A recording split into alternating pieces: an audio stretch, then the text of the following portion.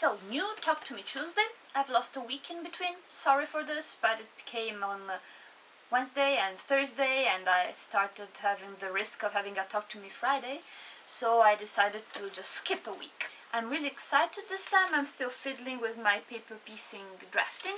Here are lots of pieces of all kinds, losing pieces all the time. But I need an advice from you, because I wanted to do a block of the month, and I have some problems with choosing the size of the blocks, because making them all in 5 inches squared would be ideal, because it could be mixed up with all the other wonderful blocks that are already present in Fandom and Stitches. But I see that some of the blocks became too complicated. The pieces are too small, and I'm afraid they would be very difficult to stitch in this size. So what is your preference? Do you normally like having blocks of the month with patterns all of the same size, or would it be also possible for you to have some of them in modular sizes, so maybe some of them in 5 inches and another ones in 10 inches, the bigger ones that are more complicated? Or would you like an intermediate size, so maybe something like 7 or 8 inches for all of them? What's your preferences, or do you like having them all small, because anyway you can blow them up and make them of a bigger size if needed? So please tell me what you think, because I'm a little bit stuck right now.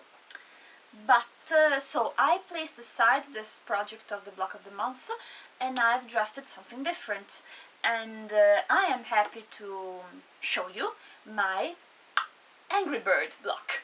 I thought I would have already found patterns for Angry Birds in paper piecing around, because they had a huge amount of downloads, something like 350 million of downloads. Anyhow, I didn't find them, and so here is the first red Angry Bird.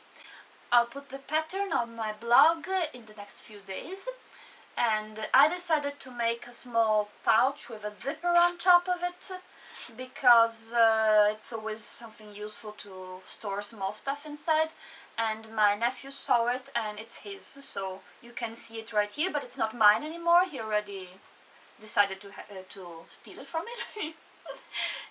So I stitch it in 6-inch square, but you can blow it up or blow it down, whichever measure you prefer. And mine has small beads for the eyes, because otherwise it would have been very difficult to make them round. I am also trying to draft the yellow one and the pig. The pig is giving me lots of problems. I can't understand why. Probably because it's got few details and they have to be really right to make it stand out and be recognizable. And the yellow one instead is coming out nicer. So let's hope I manage to do some more so we can have a set of them. And this made me very happy, I have to admit. And then I wanted to show you this. I bought it in an artisan fair, and it's got a very nice Fimo topper. I hope you get all the detail on top of it. It's full of small cookies. I don't know if this one is also in the US. In Italy it's called pan di stelle, and because it's got all the little stars on top of it, and they seem real. I really like it. I'll put the link for the place where you can ask the lady about. And she's a girl from Trieste like me, so I was very happy to have the occasion to buy it. And then I finished the quilt, and we had to find out how to do something that wouldn't overwhelm too much the cross-stitch design, because we really like it and really wanted to make it show. So we decided for a house pattern, and I don't have it right here because I asked my mother to do the binding. I'm not good at all with the binding. I keep getting it crooked, so I do the quilt. We do the sketching and the sewing together, then I do the quilting and she does the binding. I find it's a perfect solution this way. And so she has it right now, and I can show you only a couple of pictures.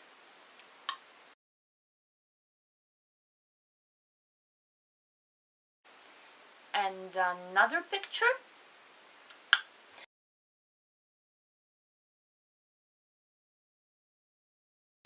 And it will be sold in for charity. And the last thing I wanted to tell you is that we've done another video tutorial, and always in Italian. This time it's for a headband. So here are some of them. We've made a couple because we had to get the sizing correct. There it goes.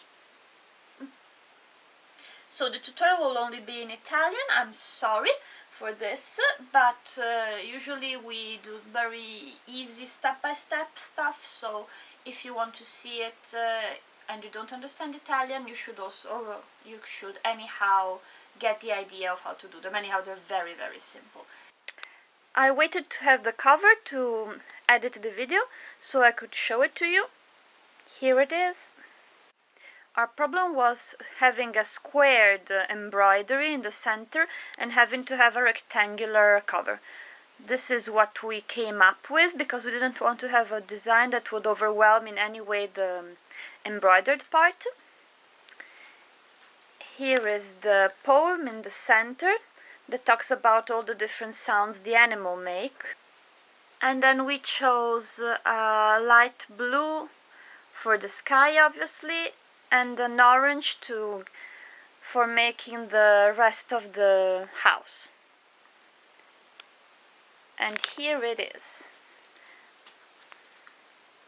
And this is all, and I'll see you soon. Goodbye.